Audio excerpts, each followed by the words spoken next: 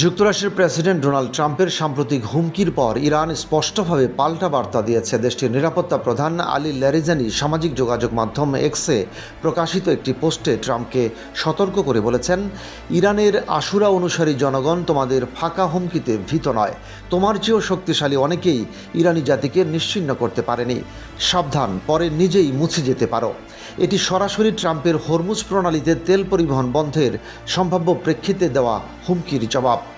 Trump তার সামাজিক যোগাযোগ মাধ্যম ট্রুথ সোশ্যালে লিখেছিলেন, যদি ইরান হরমুজ প্রণালী বন্ধ করে তাহলে যুক্তরাষ্ট্র আগের হামলার তুলনায় 20 গুণ বেশি শক্তিশালী আঘাত হানবে।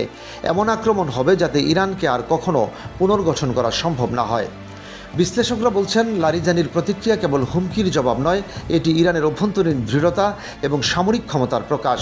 ইরান মনে করিয়ে দিচ্ছে যে অতীতে বহু শক্তিশালী আগ্রাসী জাতি তাদের জাতীয় ঐতিহ্য ও জনগণকে নিশ্চিহ্ন করতে ব্যর্থ হয়েছে এবং বর্তমান হুমকিতেও ইরান কোনো দুর্বলতা দেখাবে না।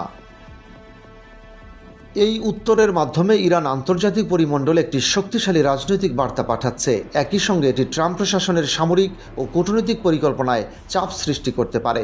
বিশেষজ্ঞরা মনে করছেন, হরমুজ প্রণালী এবং মধ্যপ্রাচ্যের চলমান উত্তেজনার মধ্যে এই কথোপকথন নতুন কূটনৈতিক চাপ ও সামরিক উত্তেজনার সূচনা করেছে। ইরানের এই পদক্ষেপ বিশ্বমঞ্চে একটি মনস্তাত্ত্বিক যুদ্ধ ও নির্দেশ করছে। শুধু সামরিক আক্রমণ নয়, তথ্য ও কূটনৈতিক যুদ্ধের মাধ্যমে ট্রাম্প প্রশাসনের উপর প্রভাব বিস্তার করার চেষ্টা করছে তেহরান। এমন পরিস্থিতিতে মধ্যপ্রাচ্যের স্থিতিশীলতা, তেল রফতানি ও আন্তর্জাতিক বাণিজ্যে প্রভাব পড়ার আশঙ্কা রয়েছে। বিশেষজ্ঞরা আরও বলছেন, ট্রাম্পের আগ্রাসী অবস্থানের প্রতিক্রিয়ায় ইরানের এই দৃঢ় বার্তা ভবিষ্যতে যুক্তরাষ্ট্র ও ইসরায়েলের সামরিক হস্তক্ষেপের কৌশলকেও জটিল করতে পারে। ফলে এই উত্তেজনাপূর্ণ পরিস্থিতি কেবল মধ্যপ্রাচ্য নয়, গোটা বিশ্ব রাজনীতিতেও নতুন কৌশলগত প্রশ্ন তুলে ধরছে।